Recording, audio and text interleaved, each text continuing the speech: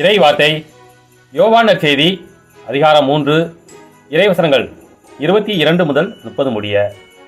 அக்காலத்தில் இயேசுவும் அவர்தம் சீடரும் யூதேயா பகுதிக்கு சென்றனர். அங்கே அவர் அவர்களோடு தங்கி திருமுழுக்கு கொடுத்து வந்தார். யோவானும் சலீம் என்னும் இடத்துக்கு அருகில் உள்ள ஐனோனில் திருமுழுக்கு கொடுத்து கொண்டிருந்தார். ஏனெனில் அங்கு தண்ணீர் நிறைய இருந்தது. மக்கள் அங்கு சென்று திருமுழுக்கு பெற்று வந்தார்கள். யோவான் சிறையில் அடைக்கப்படும் முன் இவ்வாறு நிகழ்ந்தது. ஒரு நாள் யோவானின் சீடர் சிலருக்கும் யூதர் ஒருவருக்கும் இடையே தூய்மைச் சடங்கு பற்றி விவாதம் எழுந்தது.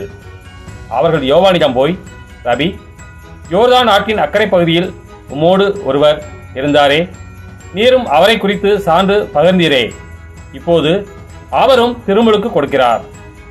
எல்லாரும் அவரிடம் செல்கின்றனர் என்றார்கள். யோவான் அவர்களை பார்த்து, விண்ணிலிருந்து அருளப்படாவிட்டால் எவரும் எதையும் பெற்றுக்கொள்ள முடியாது. நான் மெசியா அல்ல, மாறாக அவருக்கு முன்னோடியாக அனுப்பப்பட்டவன் என்று நான் கூறியதற்கு நீங்களே சாட்சிகள். மணமகள் மணமகனுக்கே உரியவர்.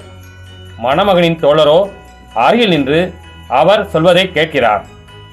அதில் அவர் பெரு மகிழ்ச்சி அடைகிறார். என் மகிழ்ச்சியும் இது போன்றது.